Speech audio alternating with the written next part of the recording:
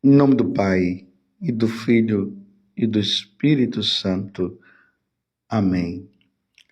Naquele tempo, quando Jesus entrou em Cafarnaum, um oficial romano aproximou-se dele suplicando: Senhor, o meu empregado está de cama lá em casa, sofrendo terrivelmente com uma paralisia. Jesus respondeu: Vou curá-lo. O oficial disse: Senhor, eu não sou digno de que entres em minha casa. Dize uma só palavra e o meu empregado ficará curado. Pois eu também sou subordinado e tenho soldados sob minhas ordens. E digo a um, vai, e ele vai. E a outro, vem, e ele vem. E digo ao meu escravo, faz isto, e ele faz. Quando ouviu isso, Jesus ficou admirado e disse aos que o seguiam: Em verdade vos digo, nunca encontrei em Israel alguém que tivesse tanta fé. Eu vos digo, muitos irão do Oriente e do Ocidente e se sentarão à mesa no reino dos céus, junto com Abraão, Isaque e Jacó. Palavra da salvação. Glória a vós, Senhor.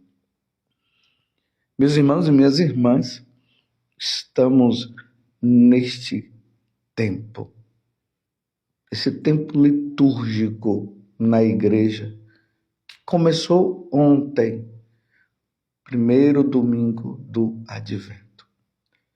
É um tempo de reflexão, é um tempo de preparação. Preparação para quê? Para duas coisas. A primeira é de um evento que já aconteceu. E este evento qual foi? O nascimento de Deus. Deus veio no meio de nós. Como vai dizer lá no capítulo 1 do Evangelho de São João, e o Verbo divino se encarnou e habitou no meio de nós. A segunda pessoa da Santíssima Trindade veio no meio de nós. Ele que é Deus, Deus é Espírito, Deus não tem corpo, mas ele precisava ter um corpo. Como diz lá na carta aos Hebreus, deste-nos um corpo. Mas para quê? Para que a segunda pessoa da Santíssima Trindade, Jesus, ele teria que ter um corpo igual a nós? Porque Deus não morre. E ele precisava morrer. Ele precisava oferecer-se em sacrifício pela nossa redenção, pela nossa salvação. E ali, na Sagrada Escritura, por meio dos profetas, nós ouvimos os profetas dizer, principalmente o profeta Isaías, uma virgem conceberá e dará à luz a um filho. Não se sabia quem era esta virgem. Depois é que foi se saber que esta virgem, preparada por Deus, sem pecado, porque ela não poderia ter pecado, isso tendo em vista a nossa redenção, ela concebe e dá à luz a nosso Senhor Jesus Cristo. Então agora nós temos um único Deus, na pessoa de nosso Senhor Jesus Cristo, que tem um corpo que vai ser oferecido em sacrifício pela nossa redenção, pela nossa salvação. Que obra maravilhosa que Deus fez.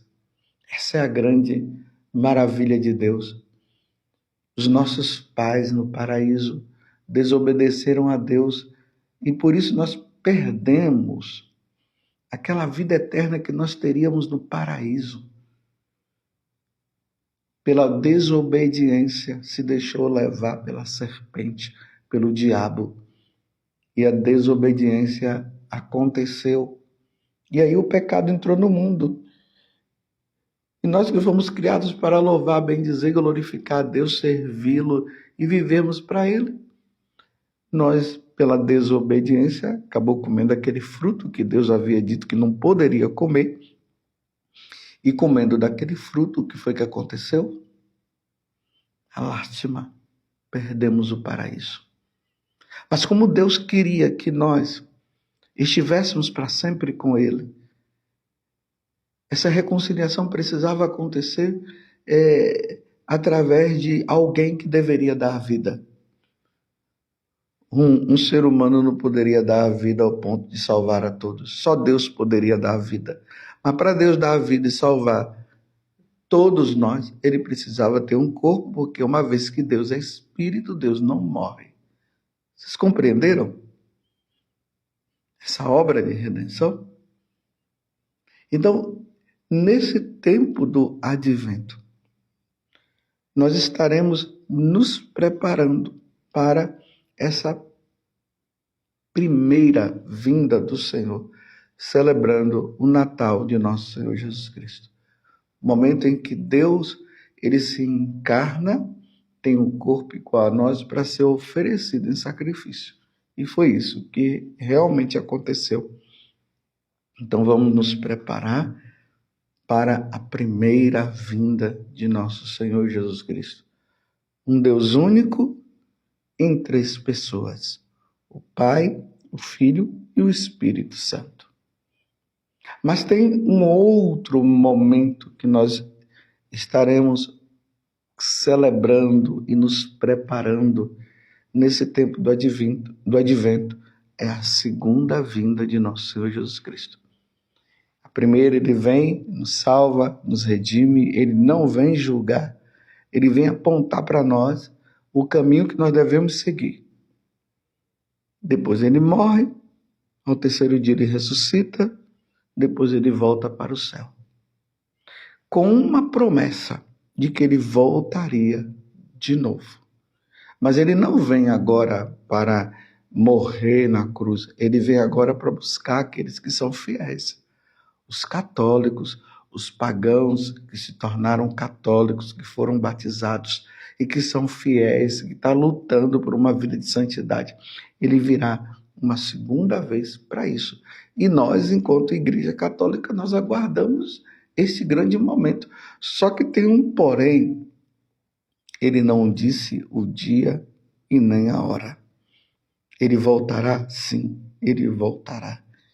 Mas nós não sabemos o dia e nem a hora. Por isso, a expectativa de vigilância.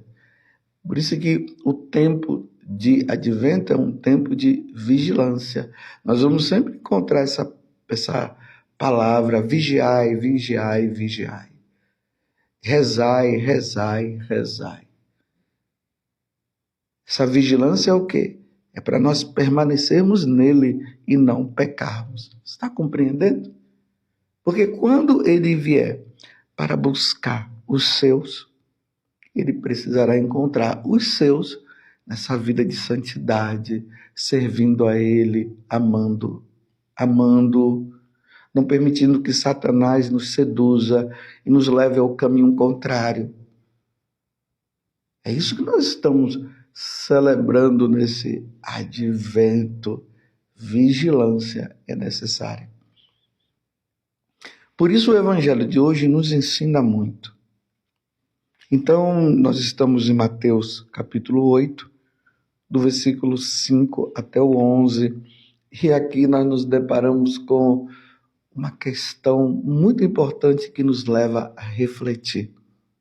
Um oficial romano aproximou-se de Jesus suplicando: Senhor, o meu empregado está de cama lá em casa, sofrendo terrivelmente com uma paralisia.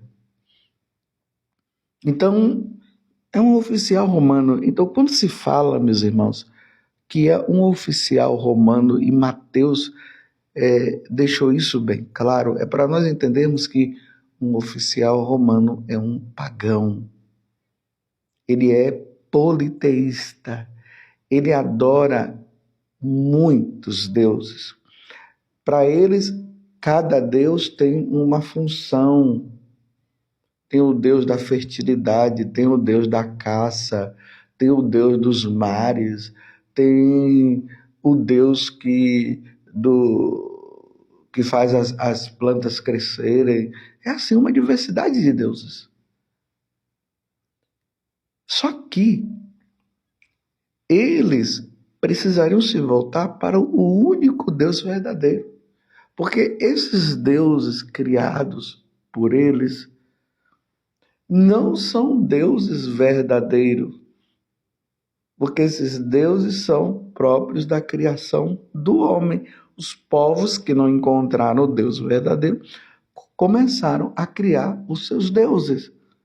E era necessário agora o quê? Que eles se voltem para o Deus único e verdadeiro. E Deus começou a se revelar, começou a se mostrar lá com Abraão, e aí ele formou um povo, esse povo se chama os judeus. E nesses judeus, ele se mostrou também se tornando homem no meio de nós. Está compreendendo? Então agora Deus se revela e Deus se mostra. Porque os deuses dos pagãos, os deuses politeístas, isso se chama idolatria, a adoração a eles é idolatria, eles não fazem nada. Por quê? Eles não, na verdade, eles não existem. É a criação dos homens. O Deus que nós adoramos, não. Ele é o Deus incriado, ou seja, ninguém o criou. Ele sempre existiu. E é ele que nos criou. E Jesus, ele nos mostra isso. Então agora, uma vez que a segunda pessoa da Santíssima Trindade, e isso precisa ficar bem claro para nós, e claro, eu já sei que vocês sabem, que nós cremos em um Deus em 3 pessoas, o Pai, o Filho e o Espírito Santo. A segunda pessoa da Santíssima Trindade é ela que vem no meio de nós. É Jesus que vem, nos redime, nos salva, ele vence a morte, ele vence o pecado,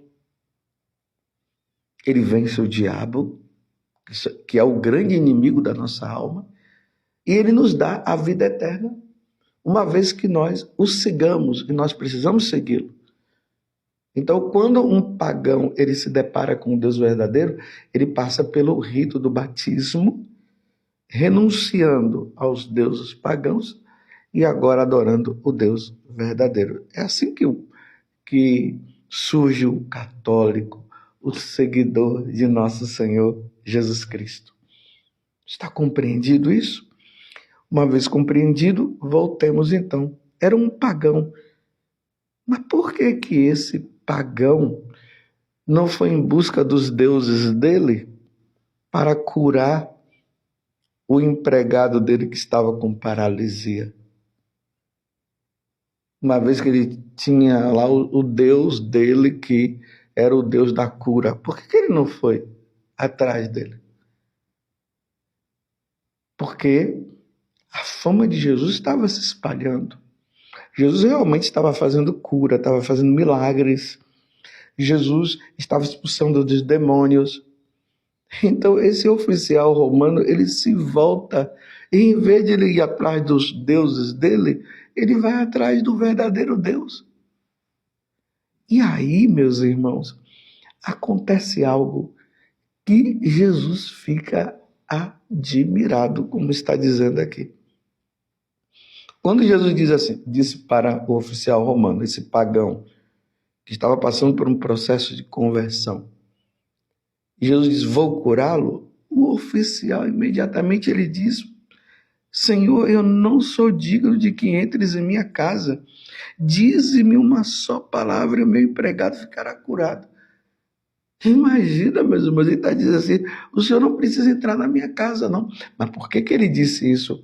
Porque um judeu não entrava na casa de um pagão.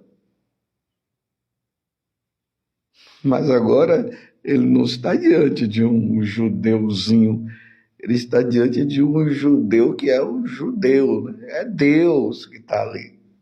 É a segunda pessoa da Santíssima Trindade.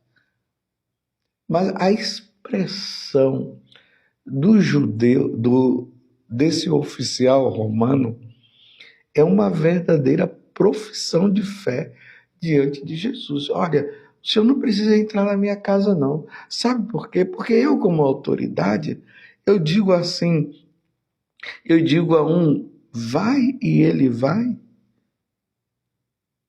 Eu digo a um, vai e ele vai. E a outro, vem e ele vem. E digo ao meu escravo, faz isto e ele o faz. Então, ele estava mostrando, o oficial romano, que ele tinha uma autoridade sobre as pessoas que estavam sob a custódia dele. Ele tinha autoridade. Então, ele está dizendo, o Senhor tem autoridade. Então, quando ele diz, o Senhor tem autoridade, ele está dizendo para Jesus que Jesus ele tem autoridade para curar aquele homem até a distância. E a única pessoa que pode curar uma pessoa à distância é Deus. Então, há uma profissão de fé. Jesus ficou admirado com a profissão de fé daquele homem, porque ele estava reconhecendo que Jesus é Deus. Vocês compreendem isso? Então, diante da admiração, há uma decepção também por parte de Jesus. Aonde é que está a decepção? É justamente o que ele vai dizer nas entrelinhas. E nós vamos compreender agora. Jesus diz assim: em verdade eu vos digo, nunca encontrei em Israel alguém que tivesse tanta fé. Aqui está a decepção. Mas ao mesmo tempo a admiração. Por quê? A decepção porque as autoridades religiosas do tempo de Jesus não creram nele. Os fariseus, os saduceus, os doutores da lei, eram para eles olharem para Jesus e crerem que Jesus é Deus, diante de tantos milagres e coisas que Jesus havia feito, diante das palavras de Jesus, eles não acreditaram. Então, aqui está a decepção. Mas, ao mesmo tempo, a admiração. A admiração consiste em quê? Um pagão se converte. Então, meus irmãos, essa admiração traz uma alegria no coração de Jesus. E que admiração é essa? E que alegria é essa? Os pagãos irão se voltar para ele. Os pagãos se converterão. Aqueles que são os idólatras, os politeístas que adoram os diversos deuses, eles vão se voltar para o Deus verdadeiro. E é isso que aconteceu com a pregação dos apóstolos, quando Jesus disse, ide por todo mundo e pregai o evangelho a toda criatura. Quem crer nele, em Jesus, não mais nos deuses pagãos, Júpiter e assim Vênus e tantos outros, aqueles que se voltarem e crerem em Jesus, eles serão salvos. Quem crê e for batizado será salvo. Então Jesus já estava vendo o que iria acontecer. E aí ele conclui, e é isso aqui que é o mais importante também. Aí ele diz assim, eu vos digo, muitos virão do Oriente, o Oriente lá onde Jesus está, é lá na China, no Japão, e tantos outros países lá do Oriente. Ele está dizendo, eu vos digo, muitos virão do Oriente e do Ocidente. É agora o Ocidente onde nós estamos. E o que é que vai acontecer? E se sentarão à mesa no reino dos céus, junto com Abraão, Isaque e Jacó. Jesus agora está falando da salvação que acontecerá. muitos, e é importante, meus irmãos, atermos a isto, muitos. E eles não estão dizendo que são todos, muitos no Oriente, muitos no Ocidente irão se converter, irão crer em mim, nele, né? Irão crer nele. Muitos pagãos do Oriente e do Ocidente se converterão. E na história da igreja nós vemos isso. Quantos pagãos se converteram, deram a vida pelo Senhor e estão agora no céu. A expectativa da segunda vinda de Jesus é esta. Ele virá para buscar aqueles que são fiéis. Jesus um dia virá para buscar você, para me buscar. Vamos ser fiéis, para nós podermos desfrutar desta alegria eterna que Deus quer nos dar. Mas é necessário seguir nosso Senhor Jesus Cristo. O pagão precisa se converter, ser batizado e crer em Jesus. Graças a Deus nós já somos batizados, nós cremos em nosso Senhor Jesus Cristo, nós cremos na Santíssima Trindade, nós cremos na existência de um único Deus verdadeiro em três pessoas, o Pai, o Filho e o Espírito Santo. Nós participamos e fazemos parte de uma única igreja, que é a igreja de nosso Senhor. Nós servimos a Ele. Então o que é que deve acontecer conosco? Perseveremos, porque a segunda vinda do Senhor está prestes a acontecer. Será hoje? Não sei. Poderá ser hoje, como poderá ser amanhã, como poderá ser daqui a muitos anos, milhares de anos. Mas o importante, meus irmãos, é que nós estejamos preparados para a segunda vinda de nosso Senhor Jesus Cristo. Vigiai, porque Jesus se admirou que um pagão se converteu. Vamos ser fiéis. Vamos rezar pelos nossos. Na sua casa tem pessoas que não querem saber de Deus? Rezemos para que elas possam ter esse encontro com nosso Senhor Jesus Cristo. Na sua casa tem batizados, mas que se comportam como pagão? Rezemos por eles, para que quando Jesus voltar, eles possam desfrutar da alegria eterna que Deus preparou para todos aqueles que o amam. Vem, Senhor Jesus, Maranatá. Maranatá, vem, Senhor Jesus, e que o Senhor nos encontre numa vida de santidade. Ó Virgem Santíssima, não permitais que eu viva e nem morra em pecado mortal. Em pecado mortal não hei de morrer, porque a Virgem Santíssima há de me valer. Valei-me, Virgem Santíssima, e desça sobre você a bênção de Deus Todo-Poderoso, Pai, Filho e Espírito Santo. Amém. Louvado seja nosso Senhor Jesus Cristo, para sempre seja louvado, porque muitos virão do Oriente e do Ocidente e se sentarão à mesa no reino dos céus, junto com Abraão, Isaque e Jacó.